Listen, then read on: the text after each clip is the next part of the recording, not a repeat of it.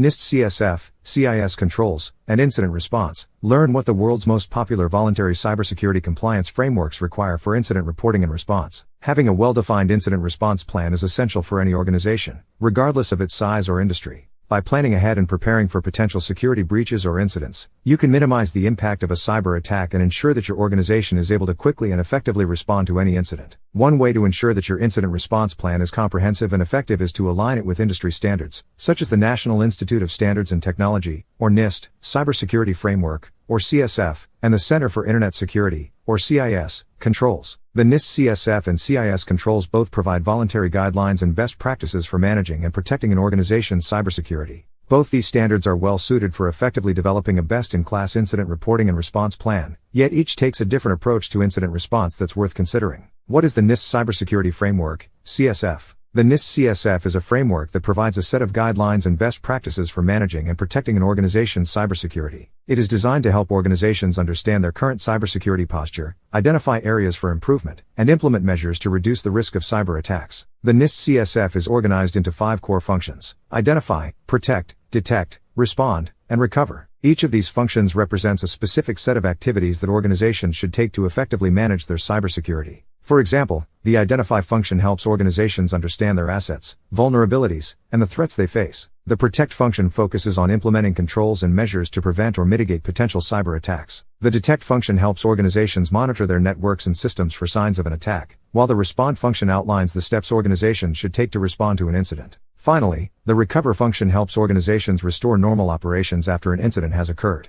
The NIST Cybersecurity Framework's incident response requirements lay the foundation for an effective program. Ensuring response plans are in place, contain the correct foundational elements, are tested, include the appropriate team members and communications with key stakeholders, and are maintained sufficiently over time. What are the CIS controls? The CIS controls are a set of recommended practices for securing an organization's information systems. Formerly the SANS Critical Security Controls, more commonly known as the SANS Top 20, the CIS controls are designed to help organizations prioritize their cybersecurity efforts and focus on the most critical controls first. Currently at version 8, the CIS controls contain 18 control categories covering a wide gamut of areas for cybersecurity teams to construct and improve their program. Each control includes an overview of its purpose and utility, an explanation of its criticality for defending against attacks and how attackers exploit their absence, a description of the procedures and tools needed for implementation and automation, and a table of specific actions organizations can take to implement the control. The CIS controls contain the critical elements for a successful incident response program. Having response plans in place that include the necessary foundational elements, testing and updating them regularly, including the appropriate team members, and maintaining effective communication with both internally and externally. While we recommend both frameworks as starting points, we like the CIS controls for companies just starting out or that have a small staff in particular, given its clear, concise breakdown of safeguards and being kept current by the Center for Internet Security. Internal versus external frameworks. Voluntary internal frameworks like the NIST CSF and CIS controls are designed to be used by organizations to manage and protect their own cybersecurity. These frameworks provide guidelines and best practices for implementing controls and measures to reduce the risk of cyber attacks and effectively respond to incidents. In contrast, externally audited frameworks like SOC 2 and ISO 27001 are designed to be evaluated by external auditors or certification bodies. Those frameworks are used to assess the effectiveness of an organization's controls and measures, and organizations that meet the requirements of these frameworks may be awarded a certification or designation.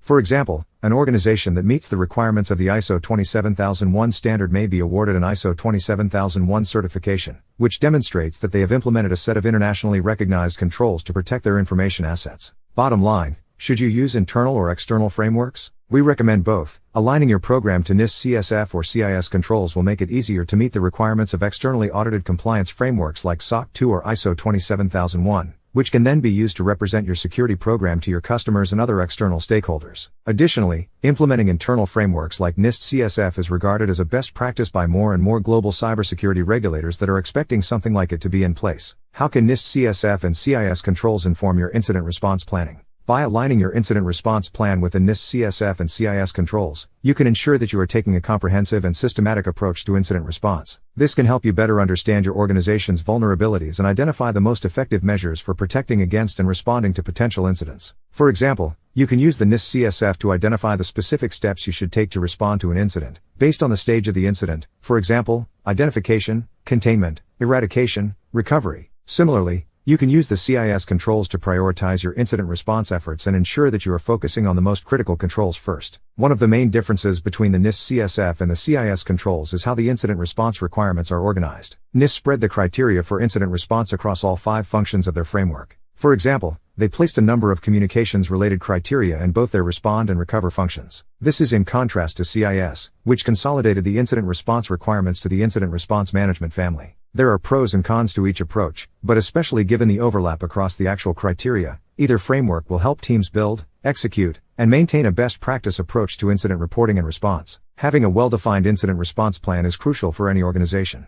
By aligning your plan with industry standards such as the NIST CSF and CIS controls, you can ensure that you are taking a comprehensive and systematic approach to incident response, which can help you better protect your organization against potential incidents. The incident notification and response requirements for these 2 frameworks can be generalized into 4 areas. Teams can proactively use these areas to develop a customized, efficient process for their incident response. Identify incidents. First, identify the types of incidents that are most likely to occur. This might include cyber attacks, exposed data, or even lost devices. Teams also need to create a process for anyone inside and outside their organization to report them, as security won't be the only place they originate. Investigate the impact. Second, teams should analyze the potential impact of each incident. This includes evaluating the potential impact on business operations, finances, customers, and other relevant external parties. Assessing the relevance of regulations and directives around the world is now a key part of this step, with even small incidents requiring evaluating the more than 180 laws across 120 countries that may require action, including notification.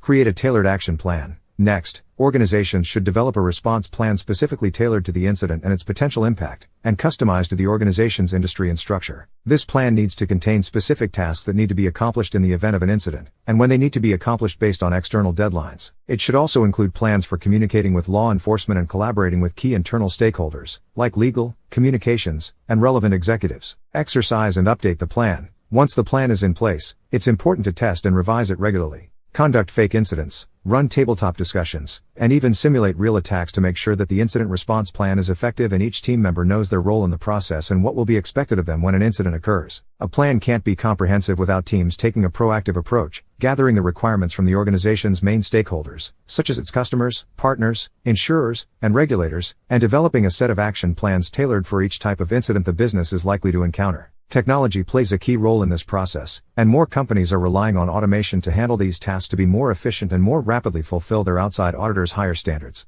By aligning to and complying with the full requirements of the NIST CSF and/or CIS controls, organizations can create a thorough plan for incident response that strengthens their readiness and resilience, helping more effectively deal with disruptive events of all kinds and minimize their impact. Incident response compliance criteria slowing you down? Use the BreachRx platform to automate and accelerate aligning to NIST CSF, CIS controls, and more today.